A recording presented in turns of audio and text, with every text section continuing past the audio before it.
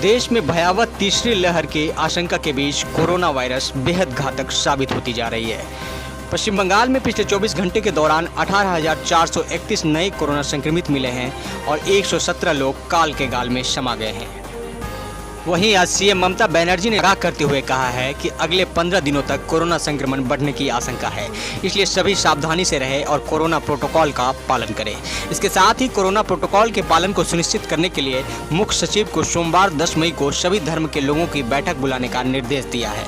CM Mamata Banerjee ने संवाददाताओं से बातचीत करते हुए कहा कि इंटर्नशिप कर रहे फिजिशियन और नर्स को कार्ड में लगाया जाएगा। इसकी वजह से मुझे 2000 से ज़्यादा डॉक्टर और नर्स मिलेंगे। हम जिले में स्वास्थ्य सुरक्षा मित्र के नाम से डॉक्टरों का उपयोग करेंगे।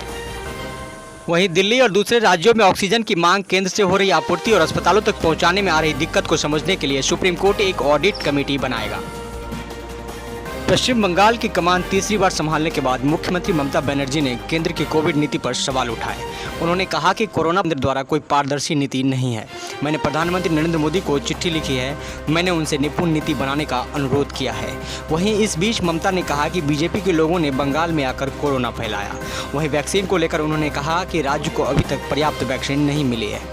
ममता ने कहा कि बीजेपी नेता राज्य में घूम रहे हैं, यहाँ की जनता को भड़का रहे हैं। उन्होंने कहा कि नई सरकार के 24 घंटे भी नहीं हुए हैं और वे पत्र भेज रहे हैं, टीम और नेता आ रहे हैं। ममता ने कहा कि वे वास्तव में जनादेश को स्वीकार करने के लिए तैयार नहीं है। मैं उनसे लोगों के जनादेश को स्वीकार करने का अनुरोध करती हूँ। सीएम ने कहा कि एक टीम आई थी, उन्होंने चाय पी और वापस चले गए। हालांकि कोविड चालू है, अब अगर मंत्री आते हैं तो उन्हें विशेष उड़ानों के लिए भी RT-PCR की निगेटिव रिपोर्ट लानी पड़ेगी। नियम सभी के लिए समान होना चाहिए। ममता ने कहा कि भाजपा नेताओं के बार बार यहां आने के कारण राज्य में कोविड बढ़ रहा है। इसके अलावा टीकाकरण के मामले में ममता ने कहा कि मुफ्त टीकाकरण के मुद्दे पर पीएम मोदी से मुझे अब तक कोई जवाब नहीं मिला है, जबकि वे 20,000 करोड़ रुपये खर्च करके नई संसद और मूर्तियां बना रहे हैं, लेकिन टीकों के लिए 30,000 करोड़ रुपये आवंटित नहीं कर रहे हैं। वहीं ममता ने पीएम केयर फंड पर सवाल उठाते हुए कहा कि पीएम केयर फंड कहाँ है, क्यों वे युवा लोगों के जीवन को खतरे में डाल रहे हैं। उनके नेताओं को जगह जगह जाने के बजाय कोविड अस्पतालों का दौरा करना चाहिए। पश्चिम बंगाल की सीएम ममता बनर्जी ने राजनीतिक हिंसा में मारे गए लोगों के परिवारों को 2 लाख रुपए देने की घोषणा की है। सीएम ममता बनर्जी ने आज नवान्न में संवाददाताओं को संबोधित करते हुए कहा कि राजनीतिक हिंसा में 16 लोगों की मौत हुई है। उनमें आधे बीजेपी के हैं और आधे टीएमसी के समर्थक हैं, जबकि एक संयुक्त मोर्चा के समर्थक हैं। उन्होंने कहा कि सरकार जाति और धर्म का भेदभाव नहीं करती है, वरन सभी को समान भाव से देखती है। सीएम ममता बनर्जी ने कहा कि 24 घंटे पहले शपथ लिए हैं, उसके बाद ही सेंट्रल टीम भेज दी गई। फेक वीडियो दिया जा रहा है, पत्र दिया गया है, फेक वीडियो जारी किया जा रहा है, बंगाल को बदनाम किया जा रहा है। बंगाल के माँ बहनों का सम्मान मेरे लिए हिमालय से भी बड़ा है। माँ बहनों का सम्मान की हानि नहीं मानेंगे। सीएम ममता बनर्जी ने कहा कि यदि कोई दंगा फैलाने की कोशिश करेगा तो उसे बर्दाश्त नहीं किया जाएगा। उन्होंने कहा कि मंत्री खुद ही उकसावा दे रहे हैं। यदि मंत्री खुद ही उकसावा देंगे तो फिर कैसे काम चलेगा। असम में बंगाल के लोगों को पलायन पर सीएम ममता बनर्जी ने कहा कि बीजेपी हार को नहीं बचा पा रही है। बीजेपी के नेतृत्व ने सारे मुख्यमंत्रियों को इस तरह की अफवाह फैलाने का निर्देश दिया है। वहीं पश्चिमी मेदिनीपुर जिले के पंचखोड़ी गांव में केंद्रीय राज्य मंत्री बी मुरलीधरन की कार पर हुए हमले की बीजेपी के राष्ट्रीय अध्यक्ष जेपी नड्डा ने निंदा की है। नड्डा ने कहा कि बी मुरलीधरन के काफिले पर टीएमसी के कार्यकर्ताओं द्वारा किया गया यह हमला बहुत ही निंदनीय है। जेपी नड्डा ने ट्वीट करते हुए लिखा कि पश्चिम मिदनापुर में केंद्रीय मंत्री बी मुरलीधरन जी के काफिले पर टीएमसी के कार्यकर्ताओं द्वारा किया गया हमला बहुत ही निंदनीय है। उन्होंने कहा कि मैंने कल ही कहा था कि बंगाल में लॉ एंड ऑर्डर पूरी तरह ध्वस्त हो चुका है। जहाँ भारत सरकार के मंत्री पर हमला हो जाए वहाँ आम जनता की क्या स्थिति होगी। नड्डा ने कहा कि चुनाव परिणाम आने के बाद से पूरे पश्चिम बंगाल में टीएमसी प्रायोजित हिंसा चरम पर है। लगातार बीजेपी कार्यकर्ताओं पर जानलेवा हमले हो रहे हैं। जब हजारों लोग जान बचाने के लिए पलायन कर रहे हैं, बलात्कार की घटनाएं हो रही हैं, तब फ्रीडम ऑफ स्पीच और मानवाधिकार की वकालत करने वाले गायब हैं।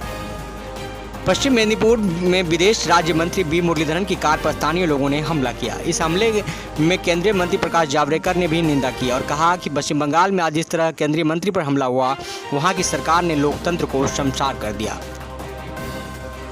वहीं पश्चिम बंगाल में तीसरी बार सत्ता में आने के बाद मुख्यमंत्री ममता बनर्जी ने सरकारी कर्मचारियों को बड़ी खुशखबरी दी है और चुनाव में जीत के बाद तोहफा दिया है। तीसरी बार सीएम बनने के दूसरे दिन ही बंगाल सरकार ने राज्य सरकार के कर्मचारियों के लिए बोनस की घोषणा की। राज्य सरकार के वित्त विभाग की ओर से जारी अधिसूचना में कहा गया है कि राज्य सरकार के कर्मचारियों को 4,500 रुपये तक बोनस दिया जाएगा। बता दें कि विधानसभा में ममता बनर्जी ने 213 सीटों पर जीत हासिल कर तीसरी बार बंगाल में सरकार बनाई है। ऐसा माना जा रहा है कि सरकारी कर्मचारियों ने ममता बनर्जी को खुलकर समर्थन किया है। बता दें कि यह उपहार केवल काम करने वालों के लिए नहीं है। महामारी के बीच सेवानिवृत्त कर्मचारियों के लिए 2,500 रुपये के बोनस की भी घोषणा की गई है।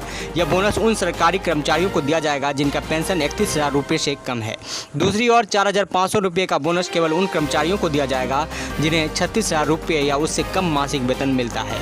यह बोनस वन टाइम और फेस्टिवल बोनस के रूप में दिया जाएगा। वहीं राज्य में आज लोकल ट्रेन बंद होने से स्टेशनों पर सन्नाटा पसरा हुआ दिखाई दिया और बसों में भारी भीड़ दिखाई। कूच बिहार जिले के दिनहाटा की टीएमसी के पूर्व एमएलए उदयन गुहा पर हमला किया गया है। हमले में उनका हाथ टूट गया है जबकि उनके सुरक्षाकर्मी का सिर फट गया है। हमले के खिलाफ टीएमसी ने शुक्रवार को 12 घंटे दिनहाटा बंद का ऐलान किया है। पश्चिम बंगाल की सीएम ममता बनर्जी ने घटना की निंदा करते हुए कहा कि उदयन गुहा का हाथ तोड़ दिया गया है। कूच बिहार में ज़्यादा गुंडागर्दी हो रही है। जहाँ जहाँ से बीजेपी जीती है वहाँ गुंडागर्दी ज़्यादा हो रही है।